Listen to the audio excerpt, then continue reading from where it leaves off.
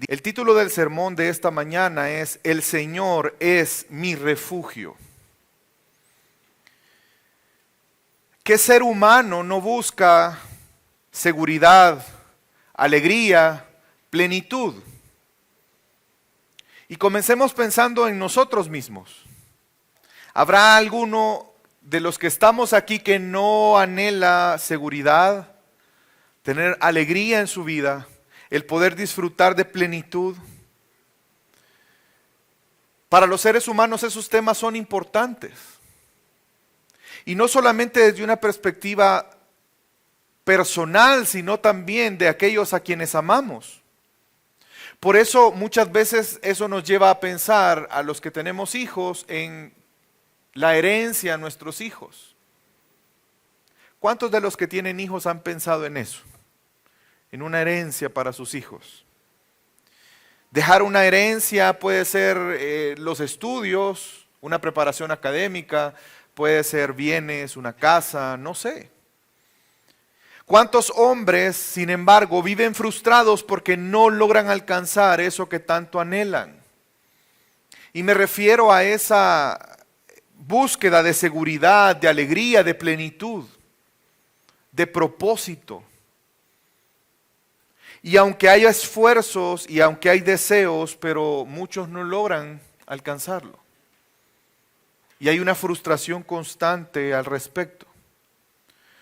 Pues el salmo que vamos a meditar en esta mañana, en un salmo, ese salmo yo espero que el Señor nos convenza por medio de su palabra que debemos confiar en el Señor. En Él está nuestro refugio y plenitud.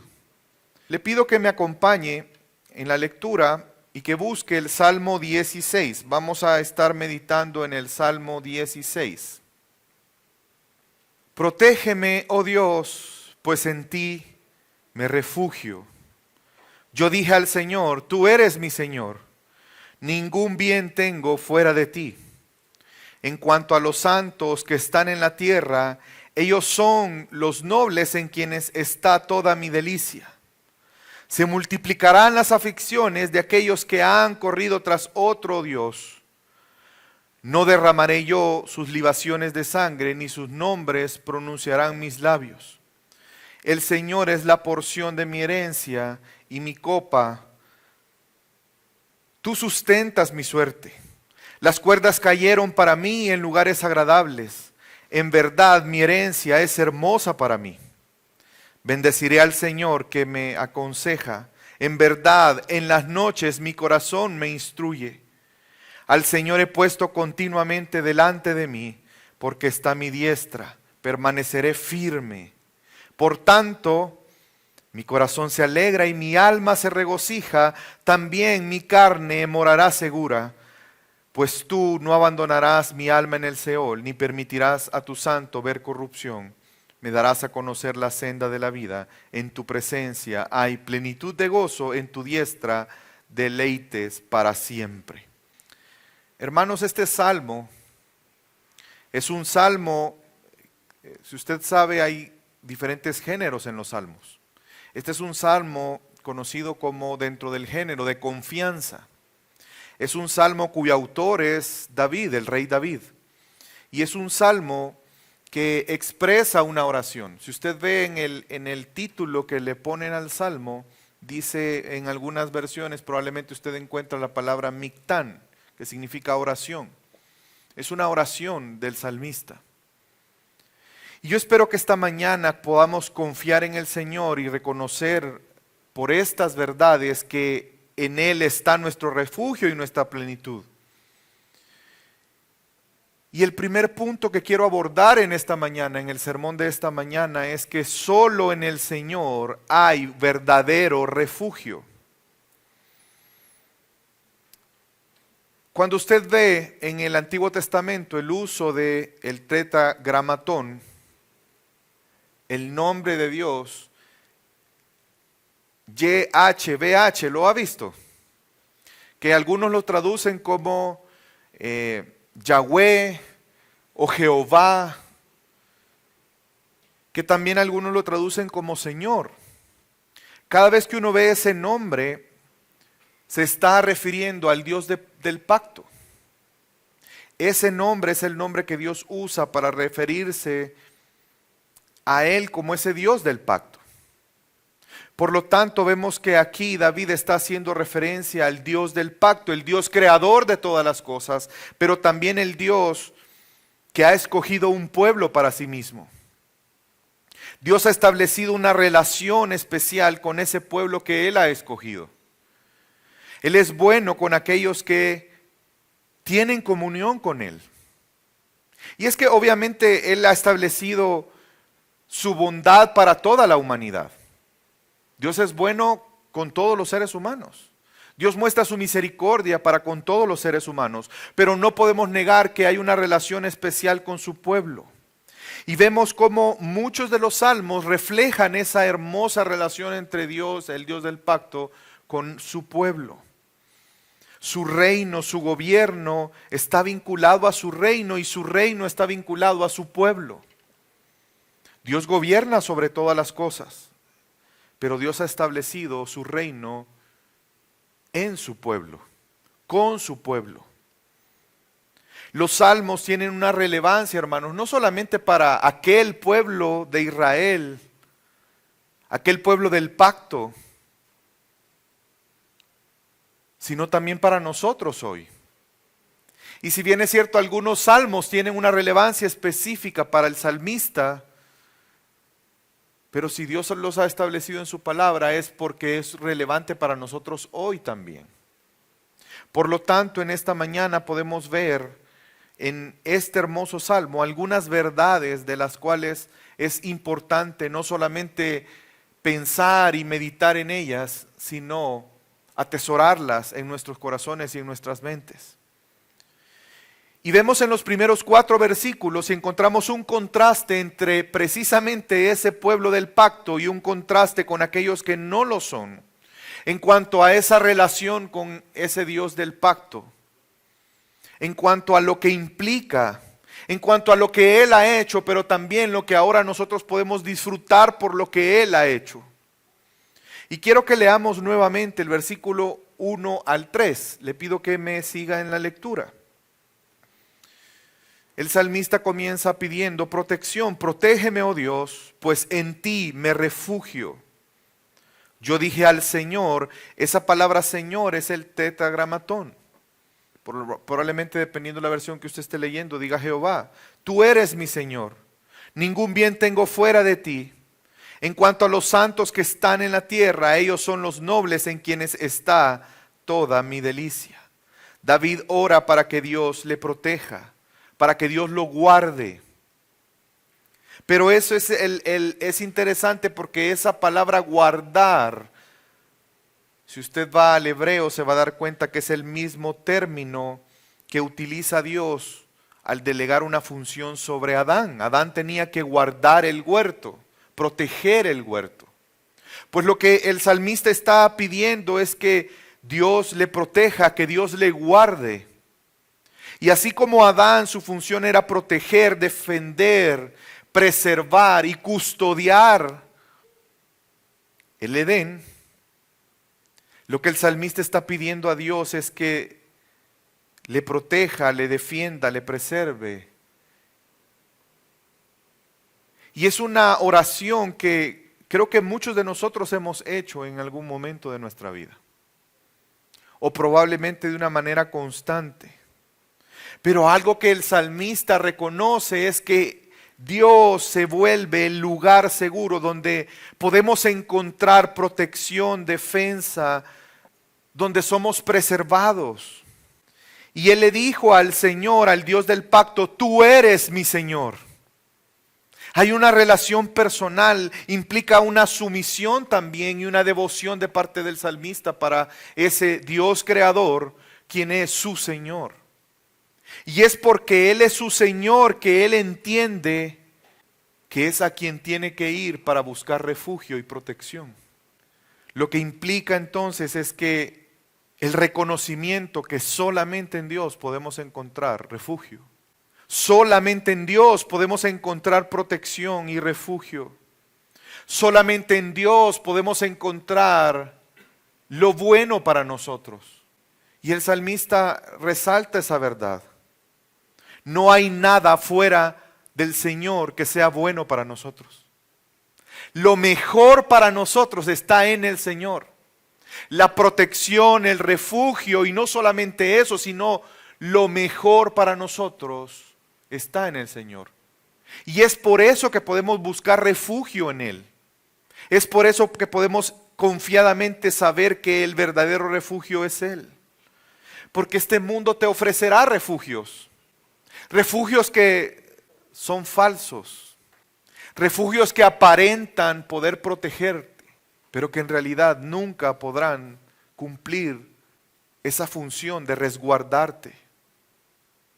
Muchas veces este mundo nos ofrece, o hay una idea de que podemos encontrar refugio en personas, que podemos encontrar refugio en bienes, que podemos encontrar refugio en dinero, que podemos encontrar refugio en falso amor, que podemos encontrar refugio en placeres de este mundo, en vicios, que podemos encontrar refugio en gobiernos, en personas, en situaciones, en instituciones.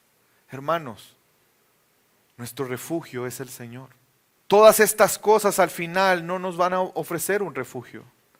Solamente nuestro Señor. ¿Por qué? Porque Él es todopoderoso, creador de todo lo que existe. Si hay un lugar donde podemos estar seguros y sin temor, es en el Señor. Porque no hay nada que pueda arrebatarnos de sus manos. Hermanos, no solamente refugio, solamente en el Señor podemos encontrar lo que es bueno para nosotros. Por eso el salmista le dice, no hay ni un bien fuera de ti. Hermanos, no busquemos refugio fuera del Señor. No busquemos nuestro bienestar fuera del Señor. Las cosas que realmente son buenas para ti solamente están en Dios. No en este mundo, no en las cosas de este mundo, no en ningún otro lugar, sino solamente en Dios. Porque las cosas de este mundo, los placeres, los deleites, los deseos de tu carne, solamente te llevarán a la muerte y no a la vida. En lugar de ir y encontrar refugio, encontrarás dolor, perdición. Y yo les hago una pregunta. ¿Qué consideras bien para tu vida? ¿Qué consideramos bien para nuestra vida? ¿Acaso estamos considerando que el bien de nuestra vida está en el trabajo? ¿En nuestro negocio? ¿En una carrera profesional? ¿En una relación, en una persona? ¿En el querer controlar nuestra vida y las circunstancias de nuestra vida? ¿En dónde estamos buscando el bien? Es que, hermanos, esta verdad es importante para relacionarnos correctamente con Dios. Y no solamente para relacionarnos correctamente con Dios, para disfrutar de las bondades de Dios. Que cada uno de nosotros en esta mañana tenga la convicción que ningún bien tenemos fuera de Él. Y saben que el reconocer esto, el salmista está resaltando algo bien interesante. Que cuando nosotros entendemos que no hay ningún bien fuera de Dios, entenderemos entonces que el ser parte del pueblo de Dios es parte de ese bien, del cual somos llamados a disfrutar por su gracia. Es que el pueblo de Dios se deleita en ser parte del pueblo de Dios y se deleita con el pueblo de Dios. Porque reconocemos que si Dios nos ha hecho parte de su pueblo, ese hecho es parte del bien que encontramos solamente en Él. Porque ni tú ni yo decidimos ser parte del pueblo de Dios. Él nos escogió, Él nos llamó, Él nos hizo parte de Él, de su pueblo. Y eso es parte de la bondad de Dios. Mire el versículo 3, en cuanto a los santos que están en la tierra, ellos son los nobles en quienes está toda mi delicia. No está hablando Dios aquí. Es el salmista el que está hablando. Dios es nuestro Señor y debido a nuestro compromiso con Él, debido a nuestro amor hacia Él, ¿Saben qué va a pasar, hermanos, en la medida en que más amamos a Dios? Que crecerá nuestro amor hacia su pueblo, hacia nuestros hermanos. Crecerá nuestro amor hacia ellos porque entendemos que es parte de la bondad y del bienestar en nuestra vida el ser miembros del pueblo de Dios, del cuerpo de Cristo, de la iglesia. Porque amamos a Dios, apreciamos a aquellos que honran a Dios. Porque amamos a Dios, los santos vienen a ser nobles para nosotros. Y cuando vemos esa palabra noble, no está refiriendo a nobleza de carácter, se está refiriendo a lo que en aquel momento eran los nobles. Un noble era una persona respetable. Es una admiración por el hecho de ser parte de los santos. Es lo que está diciendo aquí David. Que hay una admiración en él por aquellos santos. Recuerde qué significa la palabra santo.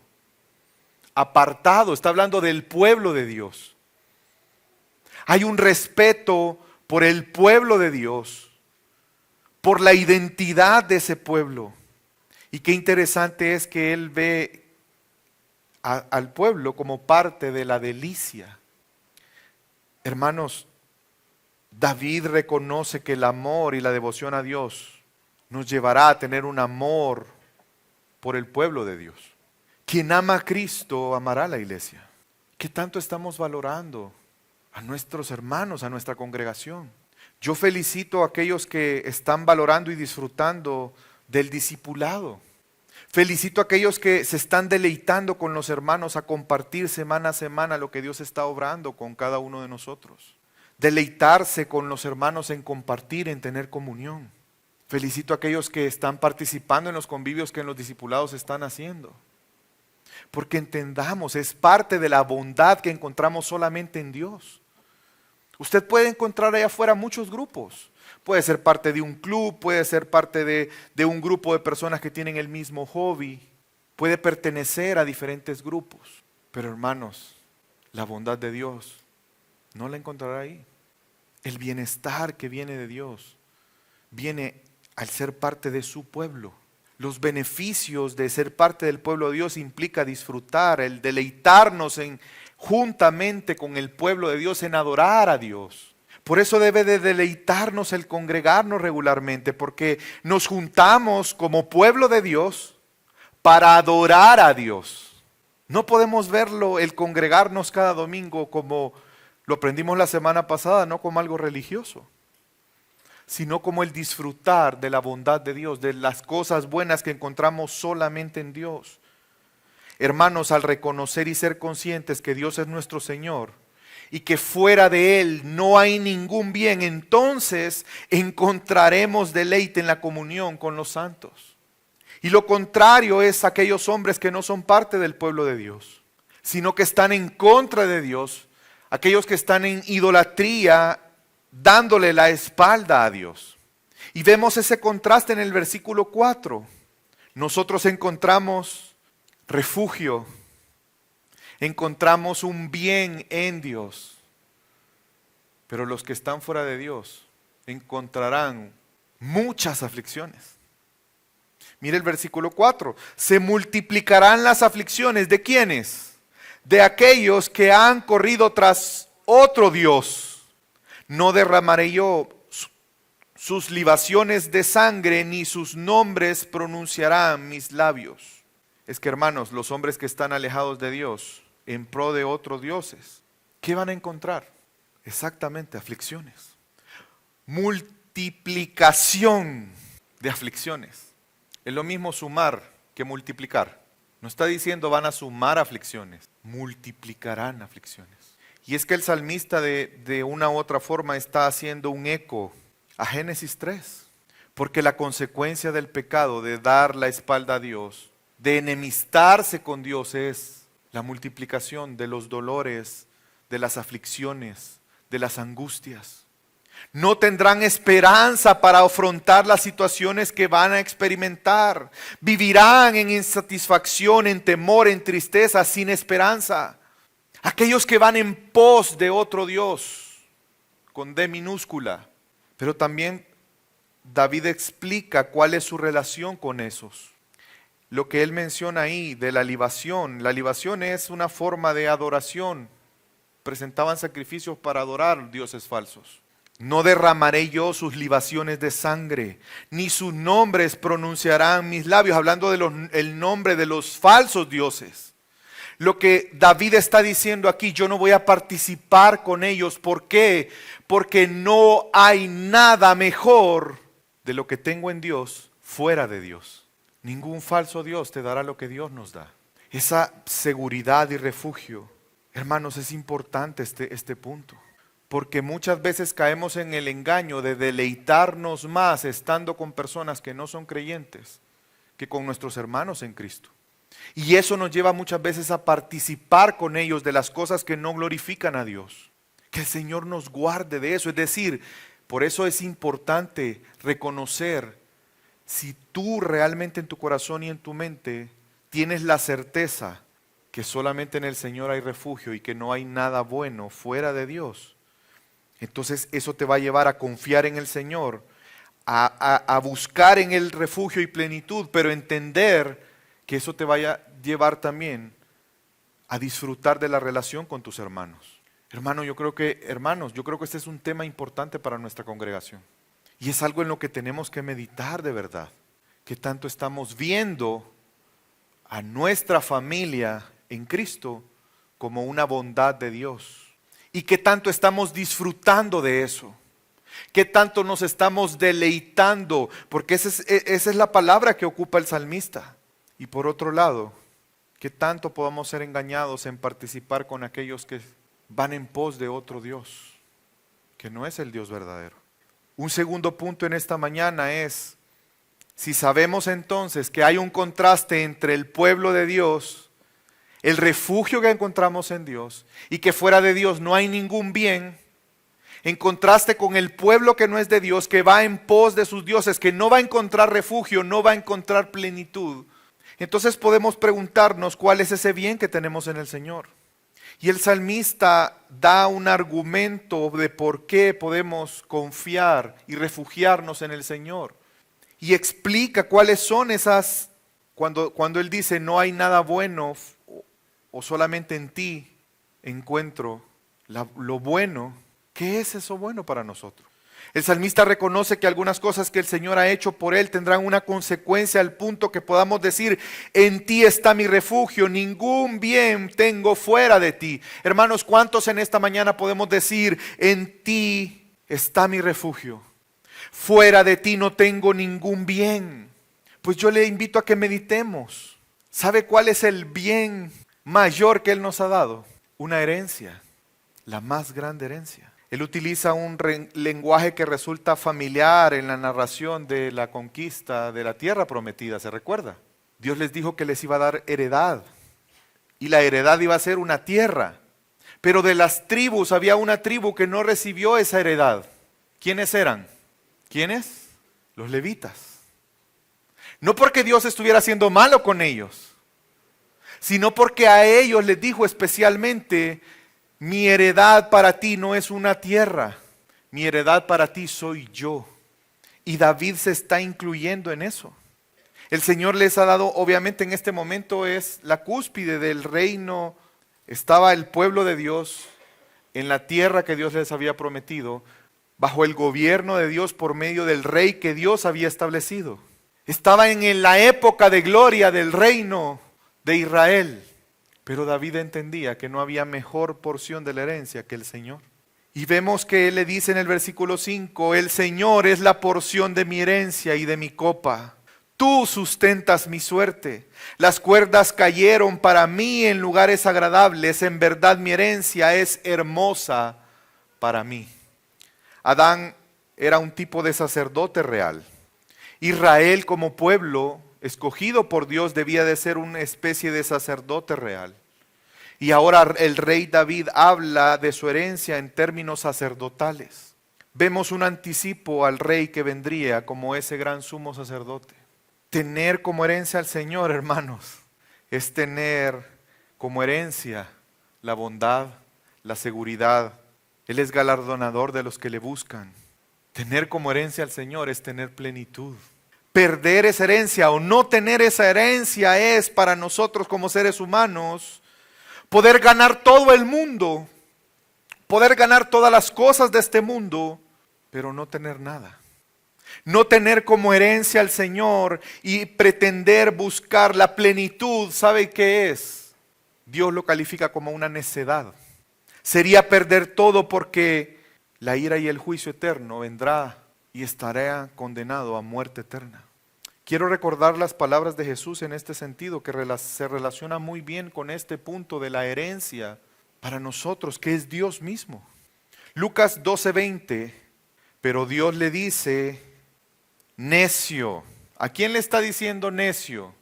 Esta noche vienen a pedir tu alma y lo que has provisto. Aquel que se esmeró por llenar graneros y llenar y acumular y tener y hacer y construir, no se da cuenta que ese pensamiento es necedad.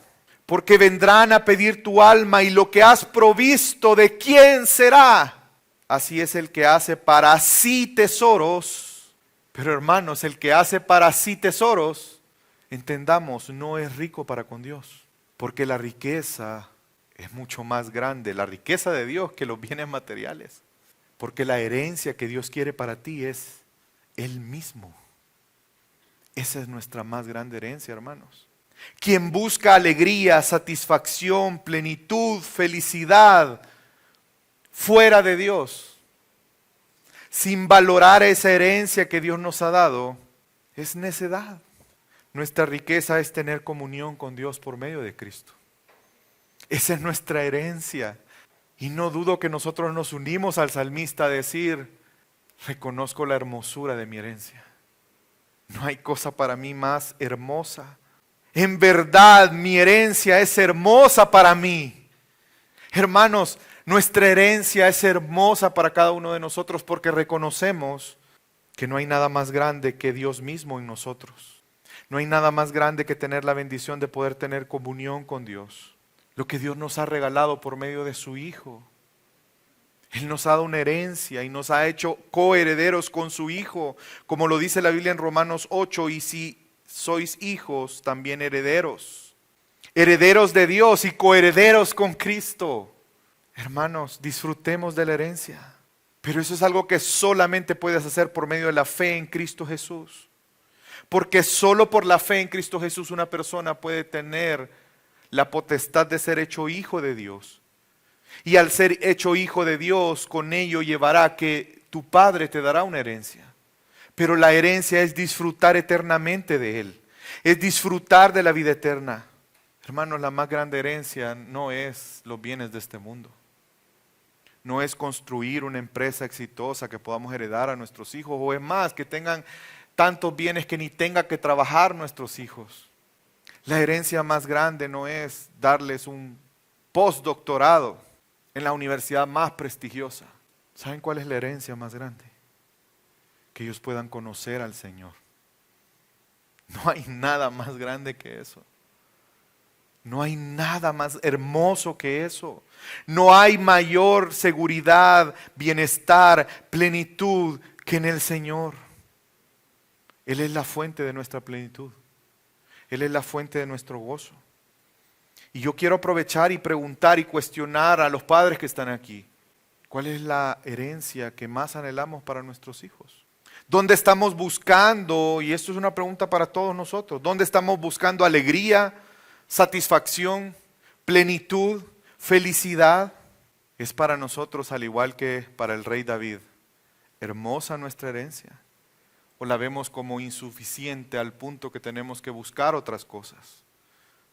Buscar un bien que no tenemos en Dios y que tenemos que buscarlo fuera de Él. El Señor es quien provee. Él es nuestra herencia. Pero Él es tan bueno que provee instrucciones para estar firmes en Él. Y David declara que el consejo de Dios es digno de alabanza, hermanos. ¿Acaso Dios tiene la obligación de instruirnos, enseñarnos y aconsejarnos? ¿Es una obligación de Dios para con nosotros? No, es parte de esas bondades que Él nos ha dado. Por lo tanto, es digno de alabanza. Versículo 7, bendeciré al Señor que me aconseja. Hermanos, no es me quejaré porque el Señor me aconseja. Me molestaré porque el Señor me aconseja. Bendeciré al Señor que me aconseja. En verdad en la noche mi corazón me instruye. Y no es que él esté pensando que Dios va a ir a susurrar en la noche. ¿Sabe qué está diciendo indirectamente el salmista? ¿Cómo Dios nos aconseja? Por medio de su palabra. Y cuando nosotros meditamos en la palabra de Dios, constantemente Dios estará instruyéndonos. Constantemente.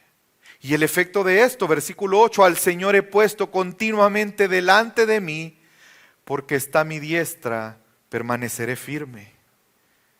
Estas afirmaciones hacen ver que para David era importante reflexionar en la palabra de Dios, en la Torah de día y de noche, como Dios lo había mandado. En ella meditarás de día y de noche.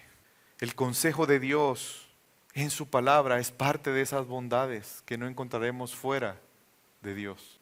Esto trae como consecuencia, hermanos, que ponemos a Dios como prioridad continuamente delante de Él, delante del salmista. Él ha puesto continuamente a Dios. Es que entendamos, es una bondad el poder permanecer firmes. Hay una vinculación entre la integridad y el meditar en la palabra, el escuchar el consejo de Dios, el obedecer el consejo de Dios. Y si bien es cierto, la presencia de Dios misma es nuestra más grande herencia, pero su consejo es bondad. Porque ¿a dónde te llevará el consejo de Dios?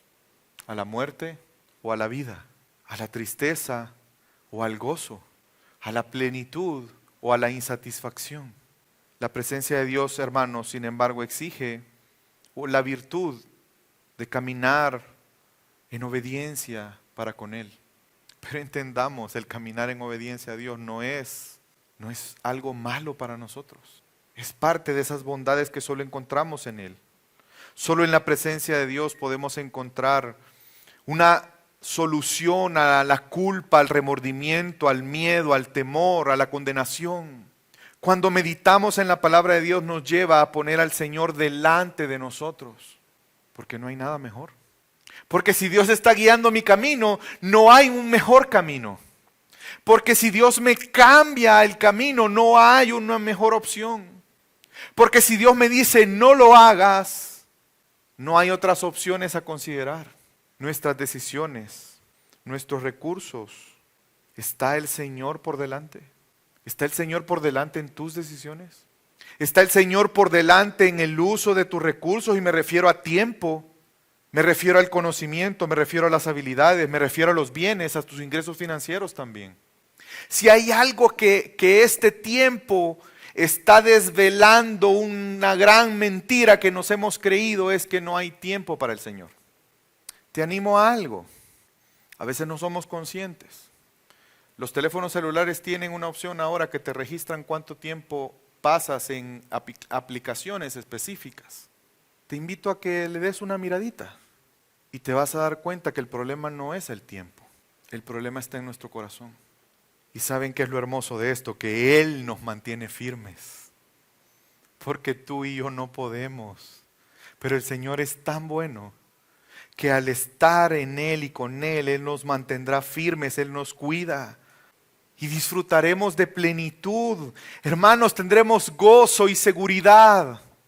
Versículo 9, por tanto, por todo esto que he dicho, por tanto, mi corazón se alegra y mi alma se regocija, también mi carne morará segura. El sentimiento de seguridad no depende de las circunstancias. Esa confianza de sentirnos seguros no depende de las circunstancias. Porque nuestro refugio está ¿en dónde, hermanos? En el Señor. ¿En las leyes? ¿En que el clima esté bien? ¿En que la economía vaya estupenda? No, nuestro refugio está en el Señor, porque Él es bueno. No voy a encontrar un mejor lugar para refugiarme, no voy a encontrar un mejor lugar para vivir plenamente que en Él. Por eso nos gozamos a pesar de las circunstancias. Mi corazón se alegra y mi alma se regocija. El reconocer y realmente tener esta certeza, hermanos, nos llevará a gozarnos en la presencia de Dios, no importando las circunstancias. Vamos a poder vivir ese gozo que sobrepasa todo entendimiento. Vamos a poder vivir ese gozo del cual sé que todos nosotros disfrutamos y experimentamos, que no es circunstancial, que no es pasajero, Porque la alegría de este mundo es temporal. No sé, tú puedes comprar una casa nueva y va a haber mucha alegría en ti, seguramente. Y durará meses, quizás años, pero llegará un momento donde no es suficiente.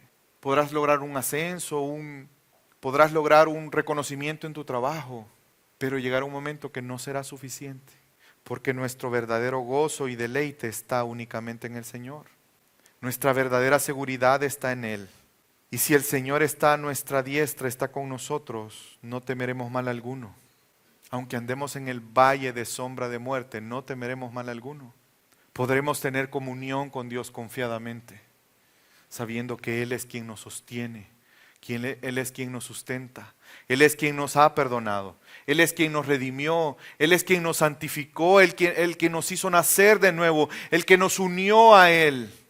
Por eso nuestro refugio está únicamente en Él.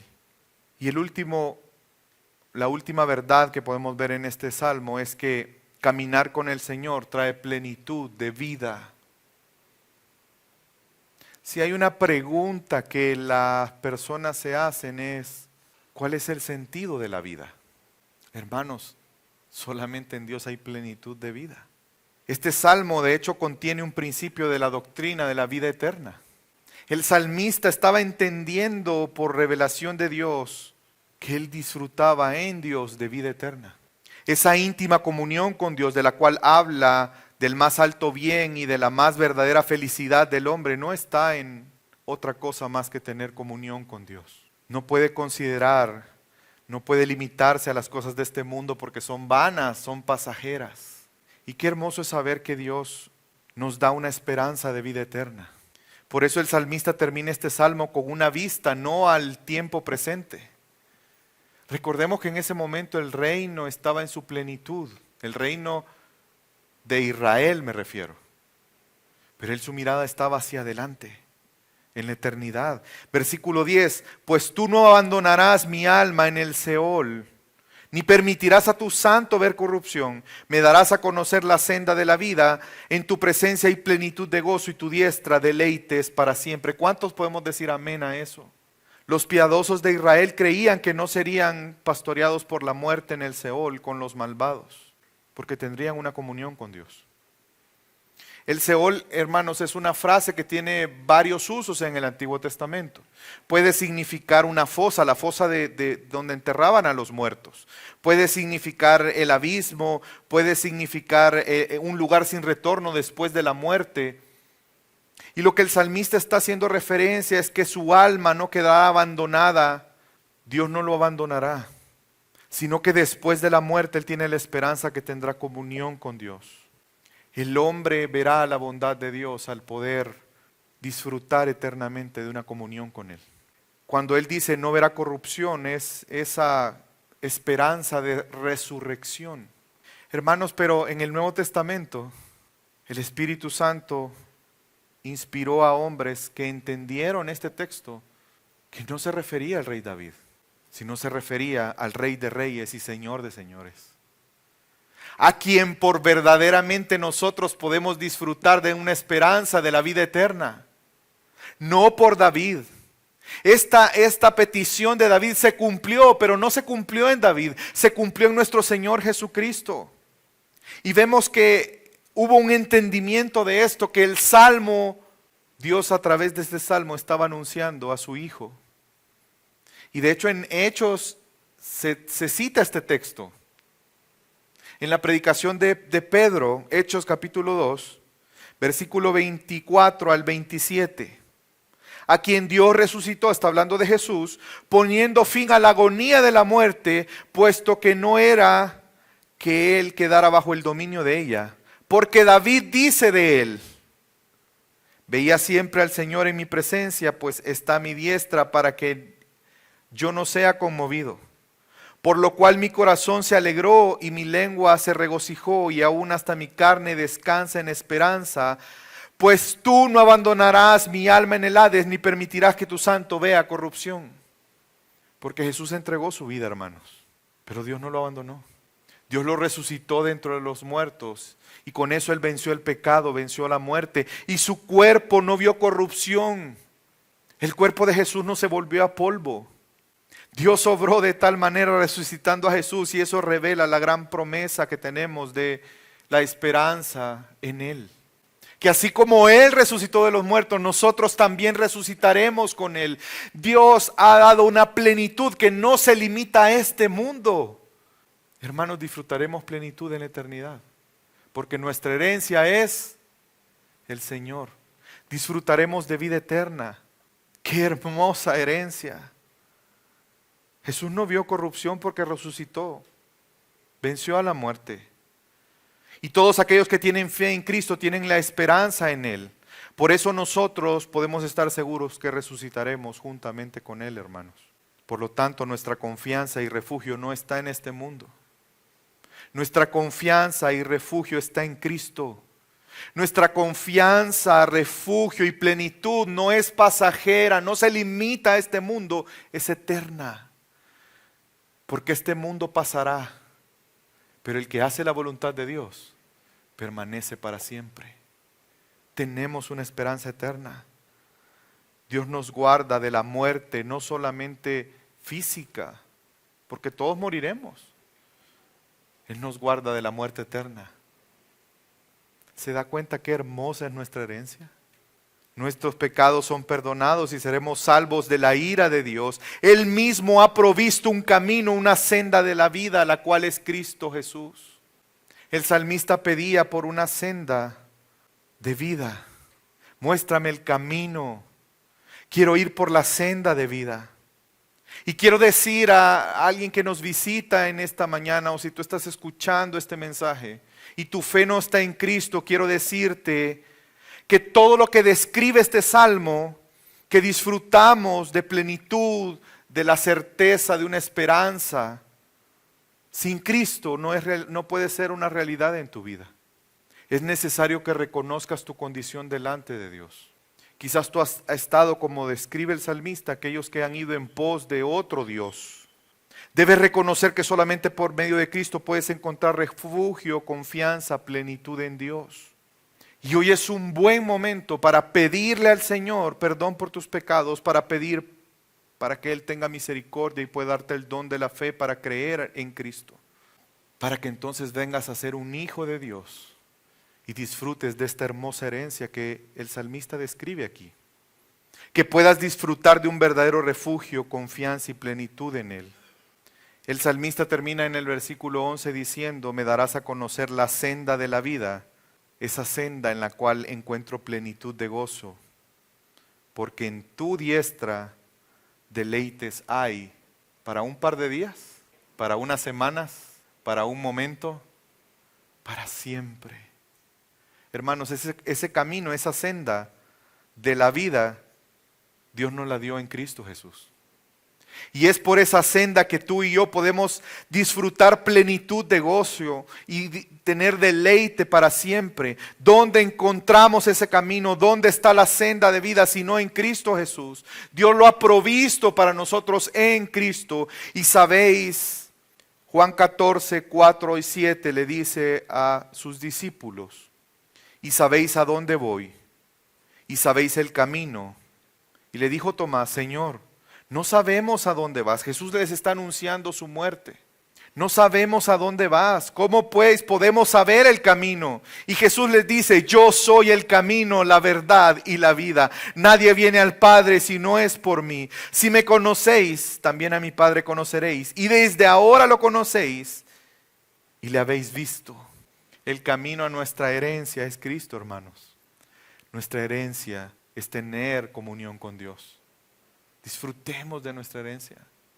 ¿Cómo podemos saber el camino si no es a través de Cristo? Y saben que este camino nos lleva a tener una vida de entrega, una vida de devoción y de servicio a Él, una vida de obediencia, una vida de comunión con Él, pero también de comunión entre nosotros, una vida llamada a cumplir un propósito, glorificar a aquel que nos llamó de las tinieblas a la luz, poder ir y hacer discípulos a todas las naciones. Por lo tanto, hermanos, confíen en el Señor, en Él está nuestro refugio y plenitud.